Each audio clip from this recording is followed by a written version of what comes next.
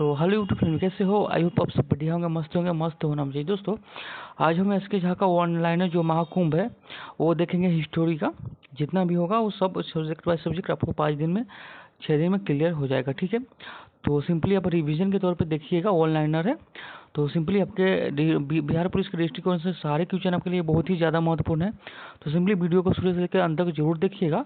आपका जितना भी पढ़े है वो सबका आपको इसमें रिवाइज हो जाएगा। ठीक है, तो चलिए वो ऑनलाइनर है वो उसको हम देखते हैं। ठीक है, तो सिंपली हमें वीडियो के साथ बने रहे। ठीक है, क्योंकि ये सारा क्वेश्चन आपके लिए बहुत ही ज़्यादा महत्वपूर्ण है। ठीक है, यह है भौगोलिक खोज से आपको क्वेश्चन यहाँ है।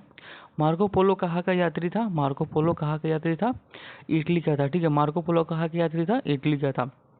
यूरोपवासी ने कंपास का ज्ञान किससे सीखा बताइएगा? अरबों से सीखा है। ठीक है, यूरोपवासियों ने कंपास का ज्ञान किससे सीखा? तो अरबों से सीखा। भारत में फ्रांसीसियों का आगमन कब हुआ? तो 1664 में हुआ। फ्रांसीसियों का आगमन कब हुआ भारत में? तो 1664 में आगमन हुआ। ठीक है, विश्व का चक्कर लगाने वाला सर्वप्रथम व्यक्ति कौन है? तो मैगलेन है। आपसे पूछ लेगा विश्व का चक्कर किस यात्री ने सर्वप्रथम लगाया? तो यह मैगलेन इसका सही उत्तर हो जाएगा। ठीक है, रेड इंडिया कहाँ के निवासी है? तो अमेरिका के। रेड इंडिया कहाँ के निवासी है? तो अमेरिका का। ठीक है, क्रिस्टोफर कोलंबस ने किसकी खोज की है? तो अमेरिका की, आपको पता ही होगा। चलिए अगला आपको है अमेरिकी स्वतंत्रता संग्राम से। ठीक है, तो सप्तवर्षीय युद्ध में काफ़ी क्षति किन देशों को हुई बताइए? फ्रांस एवं इंग्लैंड को हुई। ठीक है, तो चलिए अगला है आपको अमेरिकी स्वतंत्रता संग्राम से। ठीक है, अगला है 8 नंबर वेस्टर्न चाय पार्टी की घटना कब घटी है? 1773 में घटी है। ठीक है, चलिए अगला बढ़ते हैं। अगला 9 नंबर।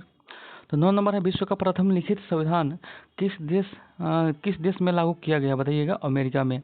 तो विश्व का प्रथम लिखित संविधान किस देश में लागू किया गया पूछ लेगा तो अमेरिका बताइएगा। ठीक है, अमेरिका का प्रथम राष्ट्रपति कौन है? अमेरिका का प्रथम राष्ट्रपति जॉर्ज वाशिंगटन। ठीक है, अमेरिका का संविधान कब लागू हुआ? 1789 में। तो अमेरिका का संविधान कब लागू हुआ? 1789 में, याद रखिएगा। ठीक है, तो अगला है अमेरिकी स्वतंत्रता संग्राम का प्रमुख परिणाम क्या था? अमेरिकी स्वतंत्रता संग्राम का प्रमुख परिणाम क्या था? अमेरिका का स्वतंत्र राष्ट्र के रूप में स्वीकार करना। अमेरिका का स्वतंत्र राष्ट्र के रूप में स्वीकार करना। अमेरिकी स्वतंत्रता संग्राम इतिहास के एक महत्वपूर्ण घटक क्यों है?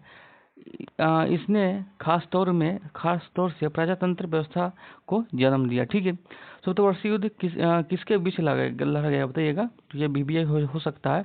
सप्तवर्षीय युद्ध किसके बीच लड़ा गया?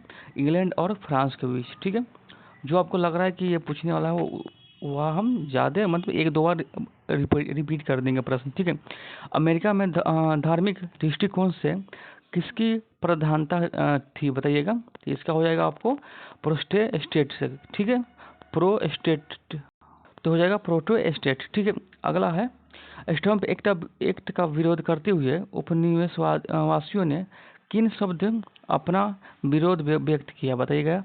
तो आज़ादी के पुजारी व स्वाधीनता के पुजारी। ठीक है, 1765 ईस्वी में प्रधानमंत्री ग्रेनविल ने क्या पारित किया था बताइएगा? तो स्टम्प एक्ट कब पारित हुआ ये पूछ लेगा। स्टम्प एक्ट कब पारित हुआ? 1765 में हुआ। स्टम्प एक्ट कब पारित हुआ? तो 1765 में। सप्तवर्षीय युद्ध में ब्रिटेन द्वारा किए गए आर्थिक हानिकारक के कारण उपनिवेशों पर क्या परिणाम हुआ? तो टैक्स बढ़ गया। कि क्या हो गया? तो टैक्स बढ़ गया। ठीक है, अगला है 19 नंबर। ठीक है, चलिए 19 नंबर आपके स्क्रीन पर बोलिएगा। तो 19 नंबर है टाउनशेंड एक्ट के अंतर्गत किन वस्तु पर इंग्लैंड ने आने वाले माल पर कर लगाया था बताइएगा?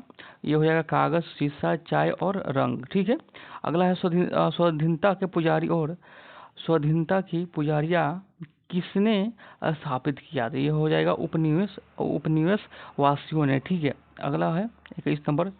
तो 1776 ईस्वी में प्रकाशन ने स्वतंत्रता के अवधारणा को बढ़ा दिया। कौन बढ़ा दिया? तो कॉमन सेंस ने। ईस्ट इंडिया कंपनी अमेरिका चाय भेजने का एक अधिकार का मिला 1773 में मिला। ठीक है, ईस्ट इंडिया कंपनी को अमेरिका चाय भेजना क्या एक अधिकार कब मिला? तो 1773 में मिला। ठीक है, अमेरिका में भारतीय चाय का विरोध किस घटना से शुरू हुआ? अमेरिका में भारतीय चाय का विरोध किस घटना से हुआ? तो वेस्टर्न चाय पार्टी से। ठीक है, अगला है, जनता को धार्मिक एवं अन्य करण की स्वतंत्रता किस संविधान से माध्यम से मिली? बताइएगा। अमेरिका की संविधान से। ठीक है, जनता को धार्मिक एवं अन्य कारण की स्वतंत्रता किस संविधान के माध्यम से मिली? तो अमेरिकी संविधान से। ठीक है, अमेरिकी समाज में औद्योगिक क्रांति के माध्यम से किस प्रकार की प्रगति संभव हुई? बताइएगा। आर्थिक प्रगति। ठीक है, वाशिंगटन को किसने सहयोग से अमेरिका रेहन को पराजित किया गया? तो ये फ्रेंच। ठीक है, अगला क्वेश्चन है, तो कॉमन सेंस की रचना किसने की है? तो थॉमस पेन ने। ठीक है, कॉमन सेंस की रचना किसने की? तो थॉमस पेन ने। ठीक है, अमेरिका स्वतंत्रता संग्राम के प्रारंभ का प्रमुख कारण क्या था? तो यूरोपीय देश के बीच व्यापार की प्रतिस्पर्धा। ठीक है, कोलंबस ने अमेरिका की खोज कब किया? बताइएगा इसका आंसर। तो बताइएगा अमेरिका की खोज कब हुआ? तो हो जाएगा आपको 1492 में, यानी 12 अक्टूबर 1492 में अमेरिका का खोज हुआ। ठीक है, अगला है, क्या कारण था कि इंग्लैंड धीरे धीरे व्यापार का केंद्र बन गया? क्या कारण था?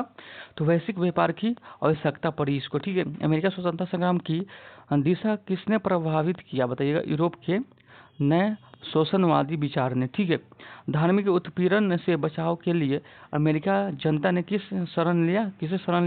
तो प्रोटेस्टेंट धर्म से। ठीक है, प्रोटेस्टेंट धर्म से। अगला है, सप्तवर्षीय युद्ध किस वर्ष प्रारंभ हुआ? तो 1756 में सप्तवर्षीय युद्ध प्रारंभ हुआ। याद रखिएगा, सप्तवर्षीय युद्ध कब प्रारंभ हुआ? तो 1756 में सप्तवर्षीय युद्ध प्रारंभ हुआ। ठीक है, सप्तवर्षीय युद्ध से उपनिवेशों को किस प्रकार की प्रेरणा मिली? तो राजनीतिक स्वतंत्रता प्रेरणा मिली। ठीक है, अगला है, उपनिवेशों पर ग्रेट ब्रिटेन के नियंत्रण का मुख्य कारण क्या था? तो व्यापारिक लाभ था। ठीक है, 1767 में ईस्वी में ब्रिटिश संसद ने किस वस्तु पर उपभोग कर लगाया था? तो कागज पर लगाया था। ठीक है, सप्तवर्षीय युद्ध के द्वितीय कारण में से एक क्या है? बताइएगा। तो आर्थिक हानि। ठीक है, तो ये सब याद रखिएगा। अगला है, कौन से कानून को उपनिवेश वासियों ने जाली माना एवं शोषणकारी माना था? बताइएगा। स्टम्प एक्ट को। ठीक है, स्वतंत्रता आंदोलन में लेखकों एवं पत्रकारों की भूमिका थी? तो प्रचार प्रसार के लिए थी। ठीक है, वेस्टर्न चाय पार्टी की घटना कब घटी? बताइएगा। वेस्टर्न चाय पार्टी की घटना किस वर्ष घटी? याद रखिएगा। तो इसका क्या हो जाएगा आपको? तो 16 दिसंबर 1773 में वेस्टर्न चाय पार्टी की घटना घटी। ठीक है, अगला है, आपके स्क्रीन पे 41 नंबर, बोलिएगा इसका है। तो हिंद साइड से अमेरिका उपनिवेशों विरोध का मुख्य कारण क्या है? तो कराधान। ठीक, ईस्ट इंडिया कंपनी का एकाधिकार किस वस्तु पर लगाया? तो चाय पर लगाया। ठीक है, तो एकाधिकार किस वस्तु पर? तो चाय पर। वेस्टर्न चाय पार्टी का मुख्य उद्देश्य क्या था? ब्रिटिश चाय के अतिरिक्त कर का विरोध करना। ठीक है, अगला है,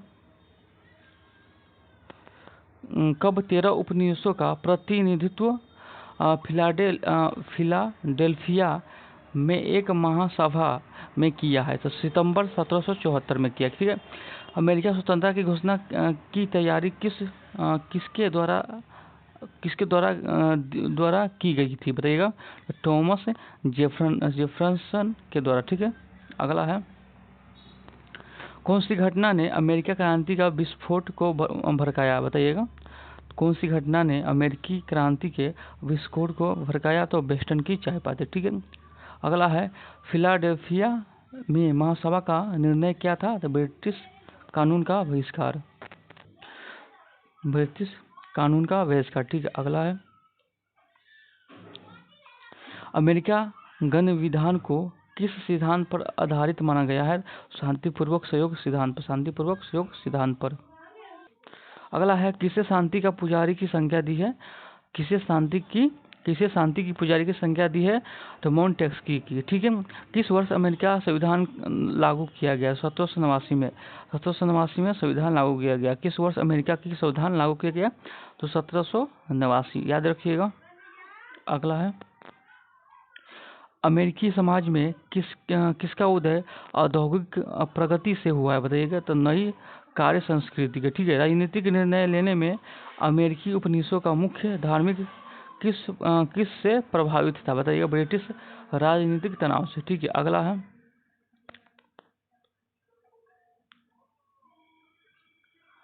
तो अगला आपको है, अगला 53 नंबर बताइएगा। ब्रिटिश सरकार द्वारा कौन सा कर लगाने के कर उपनिवेशवादी विद्रोह के पक्ष में हुए थे? चाय कर। ठीक है। अमेरिकी उपनिवेशों के किन मामलों ने उनकी स्वतंत्रता के लिए योगदान दिया? तो भौगोलिक स्थिति और सैन्य शक्ति। ठीक है। ब्रिटिश सरकार द्वारा अमेरिकी उपनिवेशों पर कौन सा अधिकार मान्य किया गया? सैनिक। ठीक है। अगला, तो ये आपको सारे क्वेश्चन अगर आपने याद कर लिया तो गारंटी के साथ आपको यही में से क्वेश्चन आने वाले हैं। ठीक है। तो गवर्नर के किस अनुकरणात्मक कार्य ने अमेरिकी नेताओं की सहमति को बल दिया? तो निचली सदन के नियुक्ति शक्ति। ठीक है। निचली सदन की नियुक्तियाँ। ठीक है। अमेरिकी उपनिवेशों में किस देश से सबसे अधिक वित्तीय मदद प्राप्त हुई? तो फ्रांस से मिली। ठीक है। अमेरिकी उपनिवेशों की स्वतंत्रता में किस नेता ने विशेष भूमिका निभाई? तो जॉर्ज वाशिंगटन। ठीक है। तो अमेरिका की राजधानी कहाँ है? अमेरिका की राजधानी बोलिएगा। तो अमेरिका की राजधानी है वाशिंगटन। ठीक है। अमेरिकी स्वतंत्रता संग्राम में अमेरिका को सेनापति कौन था अमेरिका का? तो ये वाशिंगटन था। ठीक है। विश्व में प्रथम लिखित संविधान किस देश में लागू हुआ? तो अमेरिका के। रिपीट प्रश्न है, विश्व में प्रथम लिखित संविधान किस देश में लागू हुआ? तो अमेरिका। ये आपको इम्पोर्टेंट रहेगा। ठीक है। याद रखिएगा। किस संधि के द्वारा अमेरिकी स्वतंत्रता संग्राम को मान्यता मिली? तो पेरिस की संधि। पेरिस की संधि द्वारा मिली। अब आइए फ्रांस की क्रांति की प्रश्न है। फ्रांस की क्रांति की प्रश्न है। तो फ्रांस की क्रांति की एक भी प्रश्न आपको नहीं छूटेगा, यानी जो आपको चैप्टर बाई चैप्टर इसमें प्रश्न दिया हुआ है। ठीक है। एक भी प्रश्न इधर से उधर से नहीं पूछेगा। सिंपली अगर आपने याद कर लिया तो गारंटी के साथ यही से आपको प्रश्न आने वाला है। ठीक है। कॉपी पेस्ट आपको आने वाला है। ठीक है।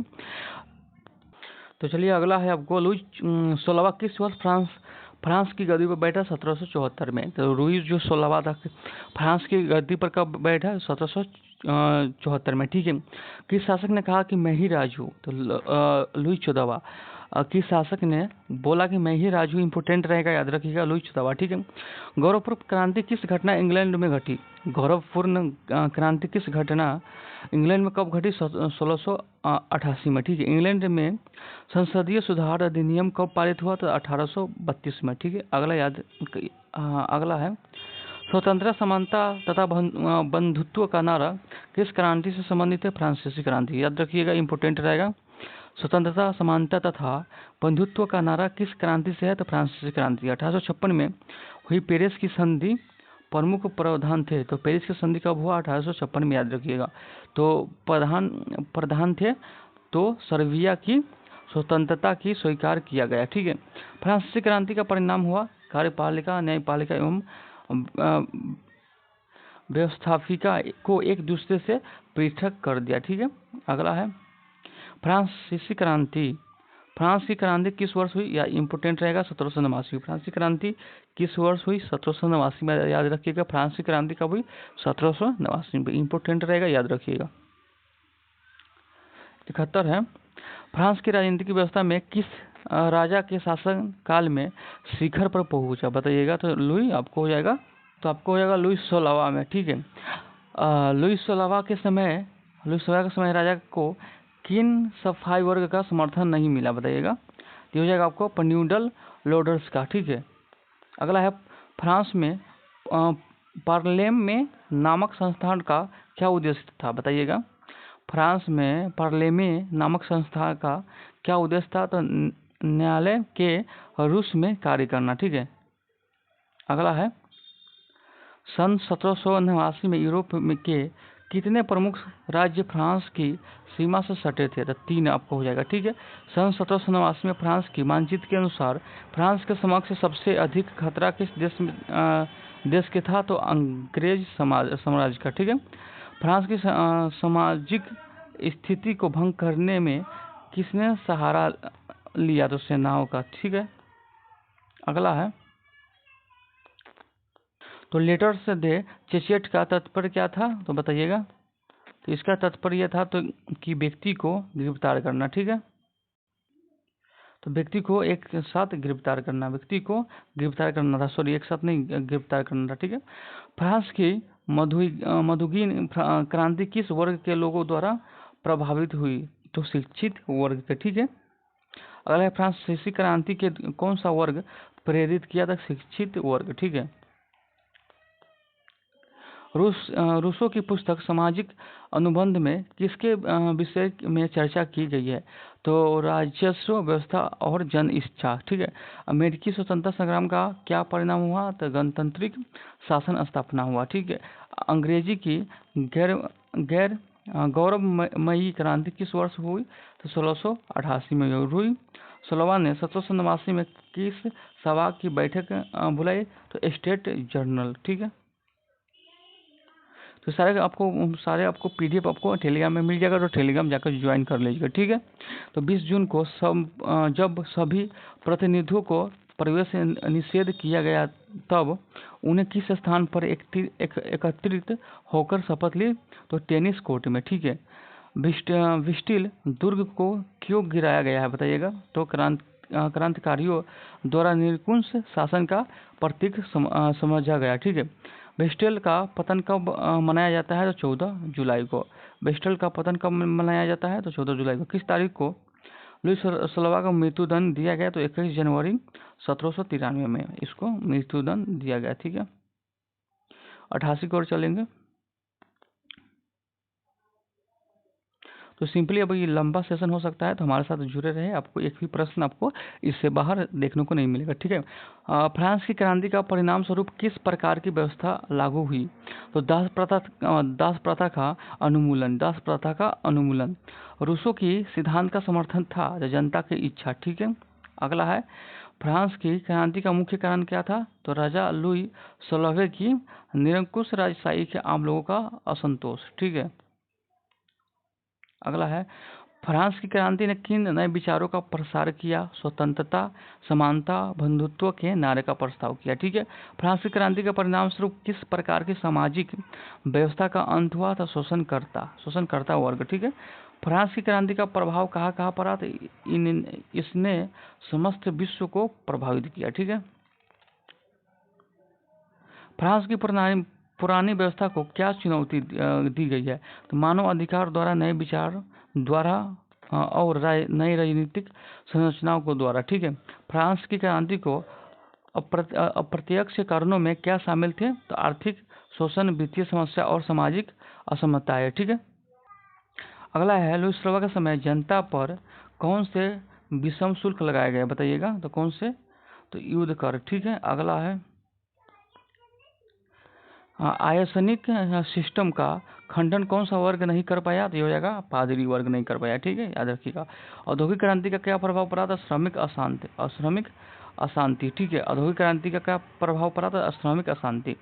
व्यक्तिगत एवं धार्मिक कारणों में कौन सा कारण नहीं है, तो व्यक्तियों को बोलने और लिखने की स्वतंत्रता, ठीक है।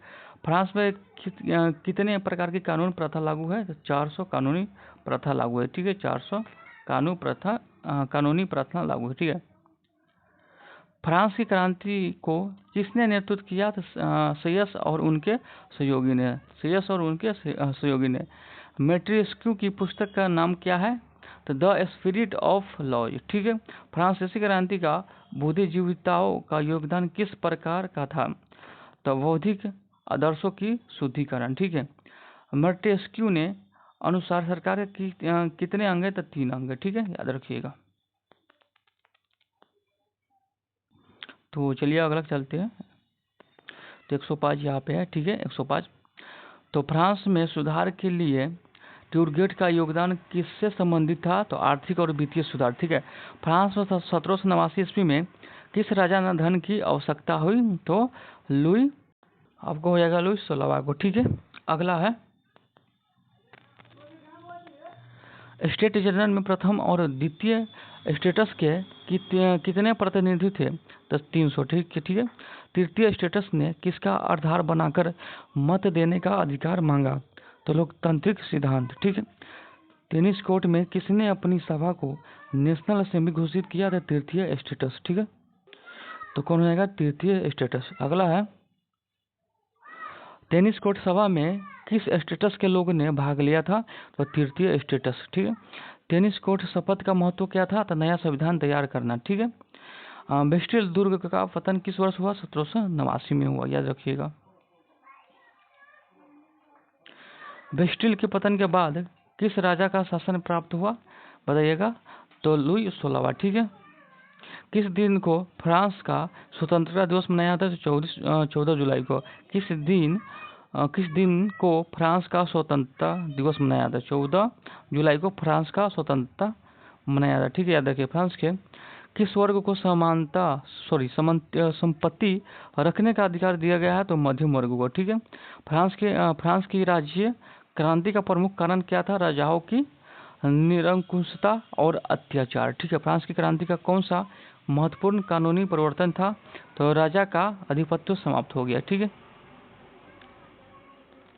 किस वर्ष फ्रांस में नया संविधान लागू किया गया? तो 1795 में हुआ। 1795 में आपको नया संविधान लागू हुआ। कहा? तो फ्रांस में हुआ। कहा? तो फ्रांस में लागू हुआ।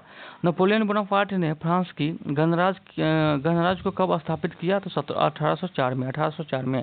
फ्रांस की क्रांति के समय जनता को कितने साल की उम्र में वोट देने का अधिकार मिला? तो 21 साल की उम्र में। ठीक है, 21 साल की उम्र में वोट देने का अधिकार मिला। ठीक है, तो यह इतना मतलब अन्याय था। फ्रांस की क्रांति ने नागरिकों के किस अधिकार को पहली बार अस्थायित्व प्रदान किया? तो मौलिक अधिकार।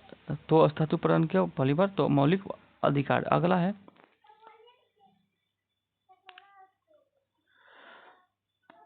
तो अगला हो जाएगा ये 22। ठीक है, फ्रांस की क्रांति ने परिणाम स्वरूप कौन सा नया संगठन गठित हुआ? तो राष्ट्रीय सम्मेलन। राष्ट्रीय सम्मेलन।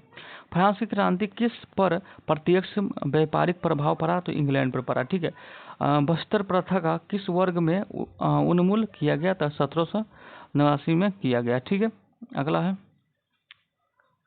फ्रांस की क्रांति के दौरान किस संगठन का गठन महिलाओं ने किया? तो सोसाइटी ऑफ, तो हो जाएगा रिवोल्यूशनरी एंड रिपब्लिक वीमेन। ठीक है, अगला है, फ्रांस की क्रांति का प्रभाव केवल फ्रांस पर ही नहीं बल्कि किस देश पर पड़ा? तो इटली पर भी पड़ा इसका प्रभाव। ठीक है, 1789 में नेशनल असेंबली का गठन किसने किया? तो मध्यम वर्ग के द्वारा किया। ठीक है, अगला है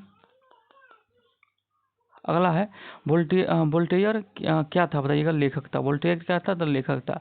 फ्रांस की क्रांति के परिणाम स्वरूप का उल्लेख करे। इसका उत्तर हो गया, इसने फ्रांस में राजशाही को समाप्त कर दिया और लोकतांत्रिक स्थापित किया। तो पहले था मतलब जो राजा था ना, उसके अधिकार पर ही लोगों को चलना पड़ता था। ठीक है, और बाद में यहाँ आपको राजशाही को समाप्त कर दिया कि मतलब इसका ही बेटा राजा बनेगा, मतलब राजा का ही बेटा राजा बन सकता है, दूसरा कोई नहीं बन सकता। तो यहाँ पर आपको समाप्त करके आपको लोकतंत्र की स्थापना की। ठीक है, अगला है विश्व युद्ध का इतिहास। ये महत्वपूर्ण हो जाएगा, विश्व युद्ध का इतिहास। ठीक है, ये आपको महत्वपूर्ण हो जाएगा, याद रखिएगा। रूस जापान युद्ध कब हुआ? तो 1905 में हुआ। तो 1905 में क्या हुआ? रूस जापान का युद्ध हुआ 1905 में। त्रिगुट सम्मेलन कब हुआ? तो 1882 में हुआ, याद रखिएगा। वायसराय की संधि में कुल कितने देश निर्णायक भूमिका निभा रहे थे? तो 3 हो जाएगा। ठीक, किस वर्ष विश्वव्यापी आर्थिक मंदी आई? तो 1929 में, याद रखिएगा, ये आपको इम्पोर्टेंट हो सकता है। किस वर्ष विश्वव्यापी आर्थिक मंदी आई? तो 1929 में आई। ठीक है, तो चलिए आगे की ओर चलते हैं, ये भी आपको इम्पोर्टेंट रहेगा।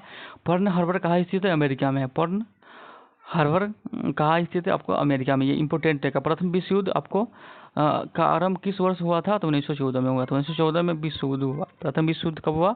1914 में। तो ये चला था आपको 1914 से लेकर 18 तक चला, याद रखिएगा, ये आपको इम्पोर्टेंट हो जाएगा। ठीक है, औद्योगिक क्रांति के बाद किस क्षेत्र में व्यापक विस्तार हुआ था? बताइएगा। तो कृषि क्षेत्र और उद्योग और व्यापार क्षेत्र में। ठीक है, अगला है,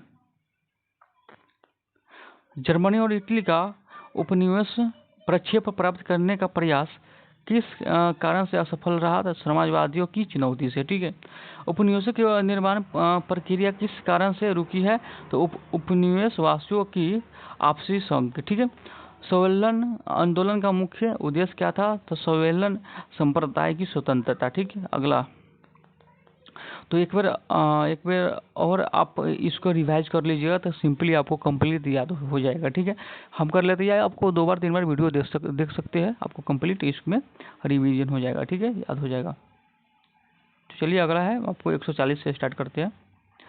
तो प्रथम विश्व युद्ध से पहले यूरोप में कौन सा प्रक्रिया प्रचलित हो रही थी? तो गुट निर्माण हो रही थी। ठीक, फ्रांस ने मोरक्को का अधिकार किस वर्ष प्राप्त हुआ? तो 1911 में। फ्रांस ने मोरक्को का अधिकार किस वर्ष प्राप्त हुआ? तो 1911 में। त्रिगुट का विरोध किन देशों ने किया? तो फ्रांस ने किया और रूस ने किया। ठीक है, जापान ने जर्मनी के खिलाफ युद्ध में शामिल होने का कारण क्या है, क्या था बताइएगा? तो संवैधानिक संधि। ठीक है, अगला। किस नेता ने रूस की अंतरिम सरकार की सत्ता को संभाला? तो लेनिन ने सत्ता को संभाला। ठीक है, रूस ने किस वर्ष में युद्ध से खुद को पूरी तरह अलग कर दिया? तो 1918 में। ठीक है, अमेरिका ने कब जर्मनी के विरुद्ध युद्ध की घोषणा की थी? तो बताइएगा 1917 में। अमेरिका ने कब जर्मनी के विरुद्ध युद्ध की घोषणा की? तो अप्रैल 1917 में। अगर हो जाएगा आपको। अमेरिका ने कब फ्रांस और रूस के निगमित क्षेत्रों को कौन सा नियम दिया गया? तो मैंडेट नियम। ठीक है, तो हो जाएगा आपको मैंडेट नियम। ठीक है, वायसराय की संधि का मुख्य उद्देश्य क्या था बताइएगा? तो पराजित राष्ट्रों को नियंत्रण में रखना। ठीक है, जापान ने कौन सा क्षेत्र अपने नियंत्रण कर लिया? तो हो जाएगा मंचूरिया कर लिया। ठीक है, अगला है। हिटलर और सैन्य अधिकारी दोनों ग्रेड को किन समानताओं को पहचान थे बताइएगा? राष्ट्रीय, प्रशासनिक और राष्ट्रवाद। ठीक है, हिटलर और सैन्य अधिकारी दोनों ग्रुड की किन समानताओं को पहचानते थे बताइएगा? तो ये हो जाएगा राष्ट्र प्रशासनवादी और राष्ट्रवादी। ठीक है, अगले हैं। ग्रुड की नीति का उद्देश्य क्या था? तो शांत और शांति को प्रभाव करना। ठीक है, 60 और शांति को प्रभाव करना। तो अगला है, बेल्डविल ने किस प्रस्ताव का समर्थन किया? तो ये हो जाएगा रक्षा व्यवसाय। ठीक है, जर्मनी ने 9 अप्रैल 1940 को किन देशों पर आक्रमण किया? तो हो जाएगा नॉर्वे और डेनमार्क। ठीक है, अगला है 22 जून 1941 को जर्मनी ने किस देश पर आक्रमण किया? तो ये आपको हो जाएगा सोवियत संघ। ठीक है, जर्मनी ने 1 सितंबर 1939 को किन देशों पर आक्रमण करके द्वितीय विश्व युद्ध का शुरुआत किया? तो ये हो जाएगा पहले। ये आपको इम्पोर्टेंट रहेगा, याद रखिएगा। जर्मनी ने 1 सितंबर 1939 को किस देश पर आक्रमण करके द्वितीय विश्व युद्ध का शुरुआत किया? तो ये आपको हो जाएगा पोलैंड पर। ठीक है, अगला है, फिनलैंड और सोवियत संघ के बीच अक्टूबर से मार्च 1940 तक क्या विवाद हुआ था बताइएगा? तो सोवियत संघ ने फिनलैंड पर आक्रमण कर दिया था। ठीक है, अगला हो जाएगा 156 157 जो चलते हैं।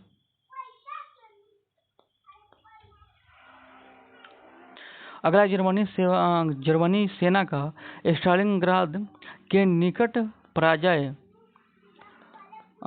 के बाद किधर प्रसार हुआ था? पश्चिम की ओर। ठीक है, जापान द्वारा पर्ल हार्बर पर हमला किया गया था 7 दिसंबर 1941 का। तो पूछ लेगा आपका क्वेश्चन बिहार पुलिस में कि पर्ल हार्बर पर जापान द्वारा हमला कब हुआ, आक्रमण कब हुआ? 7 दिसंबर 1941 को। जापान ने द्वितीय विश्व युद्ध में आत्मसमर्पण बल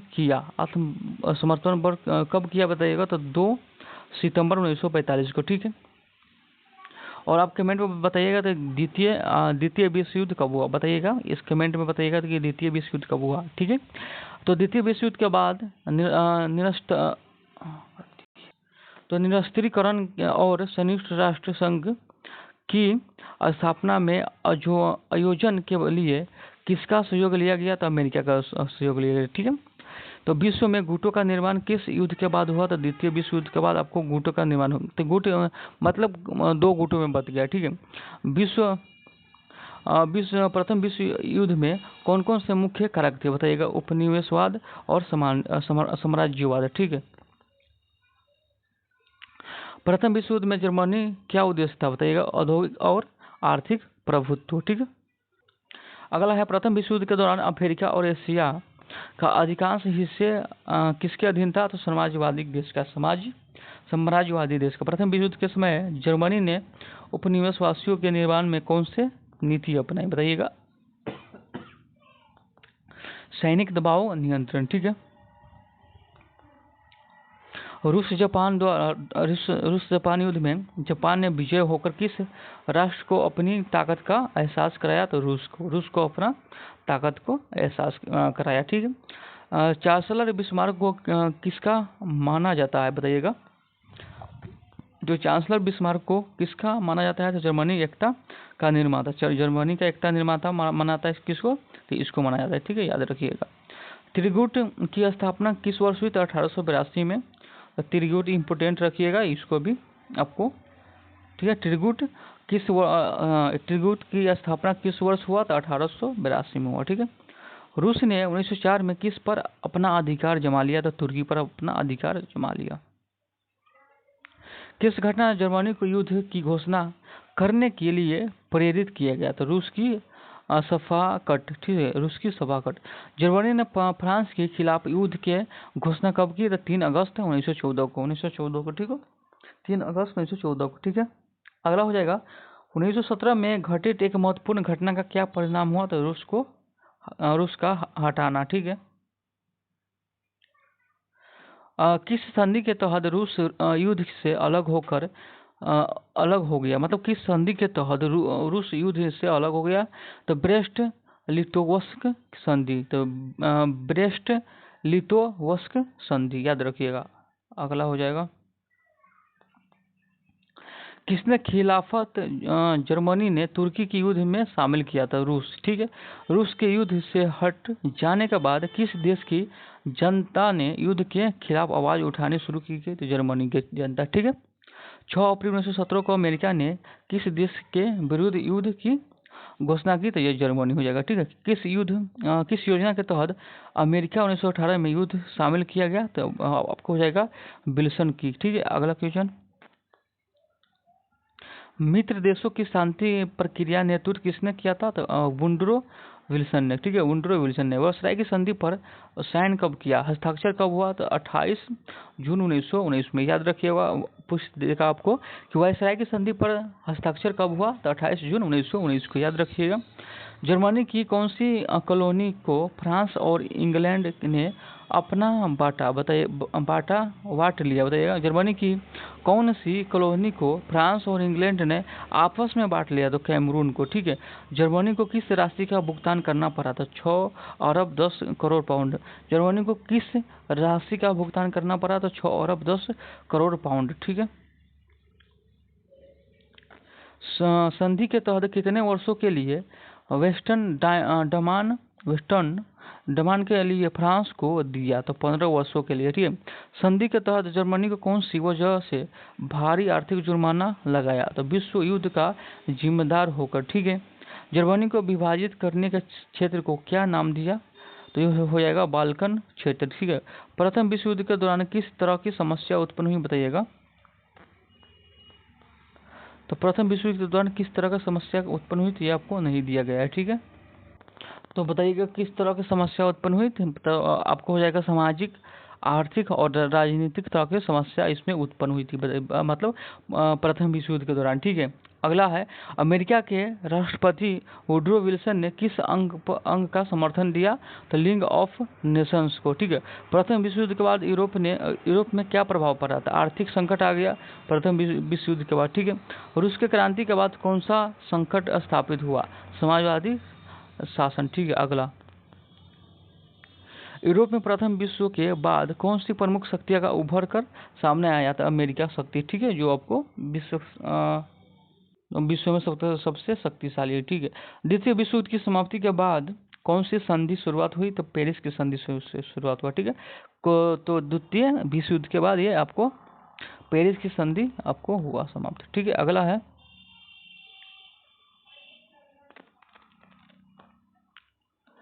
है 1936 में यूरोप कितने देशों ने अपना हस्तक्षेप से पीछे हट गया था, अमेरिका और रूस ने अपना हस्तक्षेप से पीछे हट गए थे, ठीक है।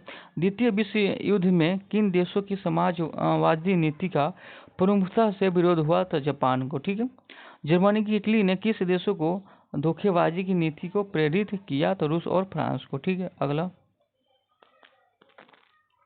इतिहासकार किस संधि को द्वितीय विश्व युद्ध का प्रमुख कारण मानते हैं? तो वायसराय की संधि को। ठीक है, इतिहासकार किस संधि को द्वितीय विश्व युद्ध का प्रमुख कारण मानते हैं, मुख्य कारण? तो वायसराय की संधि को। यूरोप में द्वितीय विश्व युद्ध का अंत किस तिथि को हुआ? तो 8 मई 1945 को यूरोप में द्वितीय विश्व युद्ध का अंत हुआ। ठीक है, चार्चिल ने मार्च 1937 में क्या घोषणा की थी? तो रक्षात्मक उपयोगों का समर्थन। ठीक है, अगला। ग्रूट के प्रस्तावित उपयोग का उद्देश्य क्या था? सैनिक सुरक्षा। ठीक है, द्वितीय विश्व युद्ध का एक प्रमुख कारण क्या था? राष्ट्रीय शक्ति की कमी। ठीक है, विश्व व्यापी आर्थिक मंदी का क्या कारण था? तो वैश्विक व्यापारिक संकट। ठीक है, नए विश्व व्यवस्थाओं के उदय का प्रमुख उद्देश्य क्या था? बताइएगा। तो नाजीवादी और फ्रांस से फांसीवादी का प्रसार। ठीक है, याद रखिएगा।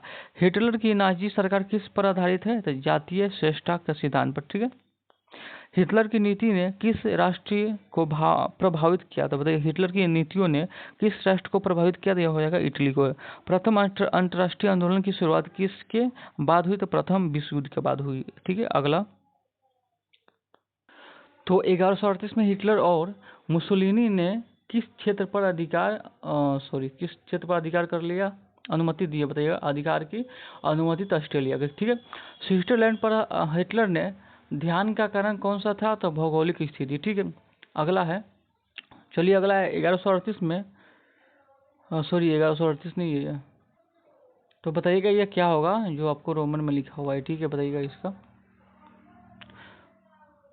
1131 होगा। ठीक है, मैं हिटलर ने किस क्षेत्र पर अधिकार किया? तो हो जाएगा चेकोस्लोवाकिया में। ठीक है, तो अगला है आपको 1138 में हिटलर और मुसोलिनी के किस देश के साथ संधि पर साइन किया? तो सोवियत संघ। ठीक है,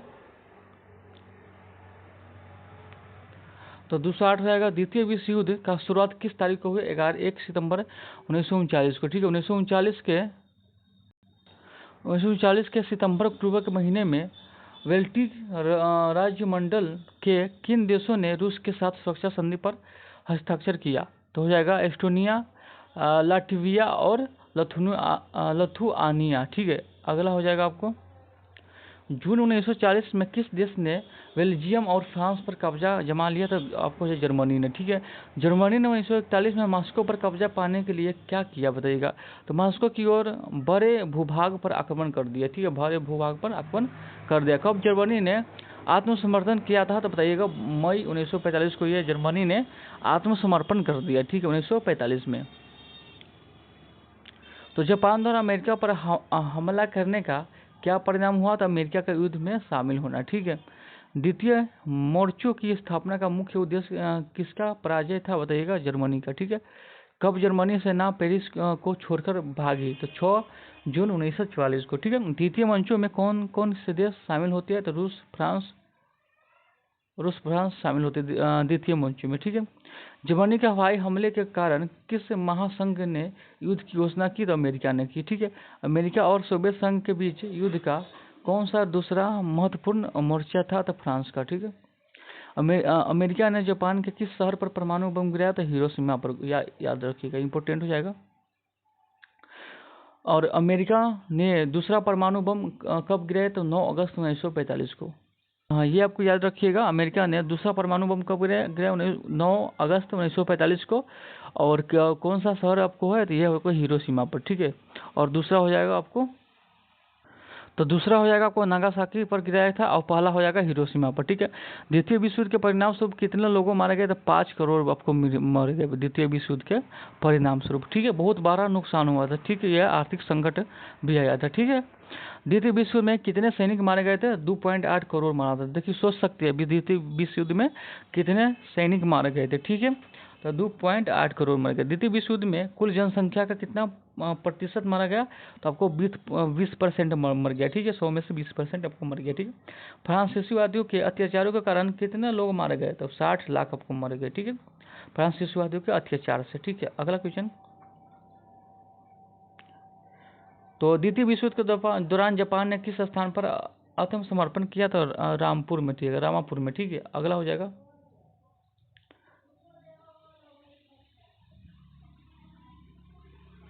इंग्लैंड की शक्ति का ह्रास होने के बाद किस देश ने की शक्ति ने दुनिया का नेतृत्व किया? तो अमेरिका का, यानी अमेरिका देखिए, ठीक है। द्वितीय विश्व युद्ध के बाद समाजवादी और समाजवादी की विचारधारा का प्रमुखता से उभरना हुआ, तो समाजवादी का, ठीक है, याद रखिएगा। तो अगला है फिर से द्वितीय विश्व युद्ध के बाद, तो द्वितीय विश्व युद्ध के बाद समाजवाद और ये हो गया आपको। द्वितीय विश्व युद्ध के बाद नव उपनिवेशवाद का विकास किस प्रकार के देशों के विकास के साथ हुआ? तो नवीन स्वतंत्र राष्ट्र, ठीक है। अगला हो जाएगा आपको निम्न में से कौन सा देश वायसराय की संधि में शामिल थे? फ्रांस, इटली और जापान। प्रथम विश्व युद्ध के बाद किस संधि पर हस्ताक्षर हुआ था? तो वायसराय की संधि पर हस्ताक्षर हुआ, याद रखिएगा बीबीआई। दूसरे विश्व युद्ध के प्रथम विश्व युद्ध की दूसरे विश्व युद्ध की प्रथम विश्व युद्ध की ही परिणाम थी, यह कथन किसने दिया था? तो ये आपको मिस्टेक हो, टाइपिंग मिस्टेक हो जाएगा, इसलिए पढ़ने में थोड़ा दिक्कत हो जाता है। किसने दिया था? तो तो हो जाएगा कौन? जॉन मोनार्ड किन्सन, ठीक है। अगला क्वेश्चन पर आते हैं। अगला है विल्सन ने किस प्रकार के प्रथम विश्व युद्ध का मार्ग प्रशस्त किया था? तो पहले विश्व शांति का प्रस्तावना देकर, ठीक है। दूसरे विश्व युद्ध के कारण क्या था बताइएगा? प्रथम विश्व युद्ध के बाद होने वाली वायसराय की संधि के कठोर शर्तों, आर्थिक मंदी, तुष्टीकरण की नीति, जर्मनी और जापान के सैन्यवाद का उदय, राष्ट्रीय संघ की विफलता, ये सब आपको कारण हुआ, ठीक है। अगला है द्वितीय विश्व युद्ध के परिणाम का उल्लेख करें। संयुक्त राष्ट्र का गठन, द्वितीय विश्व युद्ध की स्थापना, यूरोप पर पूर्ण निर्माण, जर्मनी का विभाजन, परमाणु हथियार का विकास, ठीक है। तो द्वितीय विश्व युद्ध का परिणाम उल्लेख करें, तो ये हो जाएगा आपको, ठीक है। प्रथम विश्व युद्ध का तत्कालीन कारण क्या था? तो ये हो जाएगा आर्च ड्यूक फ्रांस फर्डिनेंड की हत्या, ठीक है। अब आपको ये नाजीवाद का क्वेश्चन है, तो अब नाजीवाद का आपको क्वेश्चन देख लेते हैं। मुसोलिनी का संबंध किस देश के है? तो इटली के थे, ठीक है। हिटलर का जन्म जर्मनी के किस शहर में हुआ? तो वन शहर में हुआ, ठीक है। मीन कैम्प पुस्तक किसकी रचना है? तो हिटलर के, याद रखिएगा। मीन कैम्प पुस्तक किसने रचना है? तो हिटलर के। हिटलर को चांसलर मनोनीत कब किया गया? तो 1933 को। हिटलर को चांसलर मनोनीत कब किया? 1933 को किया गया, ठीक है, याद रखिएगा। 1948 ईस्वी में जर्मनी की मुद्रा का नाम मार्क है, ठीक है। 1948 में जर्मनी की मुद्रा का नाम क्या पड़ा? तो मार्क पड़ा, ठीक है। वन्य साम्राज्य और उपनिवेशवाद, ठीक है, सॉरी। तो ये आपको चैप्टर आपको स्टार्ट होगा, ठीक है। भारत की सबसे बड़ी जनजाति कौन है? तो भील हो जाएगा, ठीक है। भारत की सबसे बड़ी, विश्व के पूछेगा तो कुछ और हो जाएगा, ठीक है। भारत की सबसे बड़ी जनजाति भील हो जाएगा, ठीक है। भारत वन अधिनियम कब पारित हुआ? तो 1865 में। भारतीय वन अधिनियम कब पारित हुआ? 1865 में। तमार विद्रोह का कब हुआ? 1782 में। तमार विद्रोह कब हुआ? तो 1782 में, याद रखिएगा। अगला, तो अगला है कंग विद्रोह किस राज्य में से संबंधित है? ओडिशा से। कंग विद्रोह किस राज्य से संबंधित है? ओडिशा से। बिरसा मुंडा का जन्म झारखंड के किस गांव में हुआ था? तो हो जाएगा उतिलहात्रु में, ठीक है। शांति की प्रयास, ठीक है। चलिए ये देखते हैं। संयुक्त राष्ट्र के कितने अंग थे? तो 6 अंग थे, 6 अंग थे, ठीक है। अंतर्राष्ट्रीय श्रम संगठन का मुख्यालय कहाँ है? तो जेनेवा में, याद रखिएगा, आपको बीबीआई हो सकता है, ठीक है। अंतर्राष्ट्रीय श्रम संगठन का मुख्यालय तो जेनेवा में।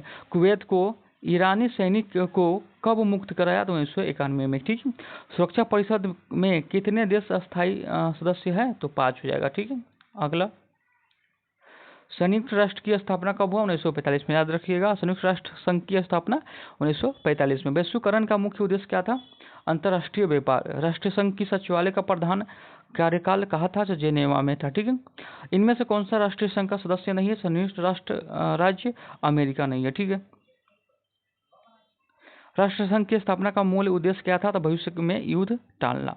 यानी जो राष्ट्र संघ था ना, तो वो वार्तालाप करके इधर से उधर जो होता है ना, तो विचार करके युद्ध को शांत कर देता है या टाल देता है, ठीक है। तो यही उसका काम था, ठीक है। संयुक्त राष्ट्र संघ की सम्मेलन का सर्वोपरि परिणाम था, तब हो जाएगा सैन फ्रांसिस्को, ठीक है। वर्तमान में संयुक्त राष्ट्र संघ के कितने सदस्य हैं? तो 192, याद रखिएगा। वर्तमान में संयुक्त राष्ट्र संघ के कितने आपको हो जाएगा सदस्य है? तो 192। अगला है संयुक्त राष्ट्र संघ के चार्टर में कितनी धाराएं हैं? तो 101 हो जाएगा। चार्टर कितनी है? तो 101 हो जाएगा। ठीक है, अगला हो जाएगा आपको कितना है? 257 और 58। सुरक्षा परिषद के अस्थायी सदस्यों की संख्या कितनी? 10 है। संयुक्त राष्ट्र संघ का प्रधान अधिकारी कहलाता है तो महासचिव कहलाता है।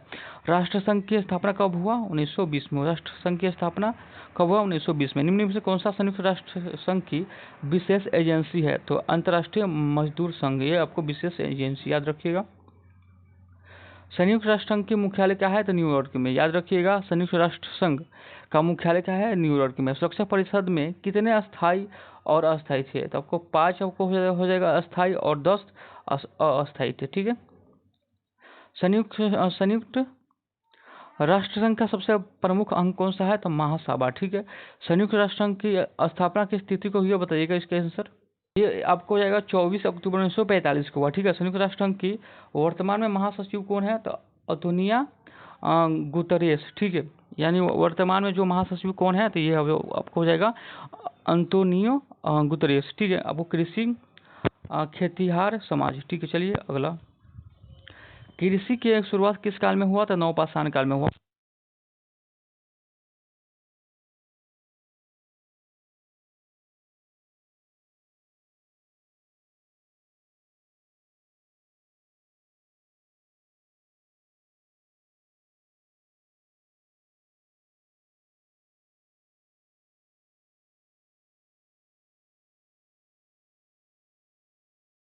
फसल कौन सी है? बताइएगा। जूट है।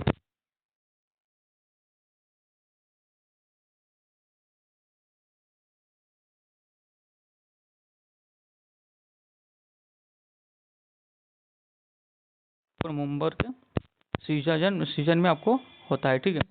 धान की जलवायु की फसल है तो हो जाएगा समशीतोष्ण जलवायु। ठीक है। अगला दूसरे खतर 272।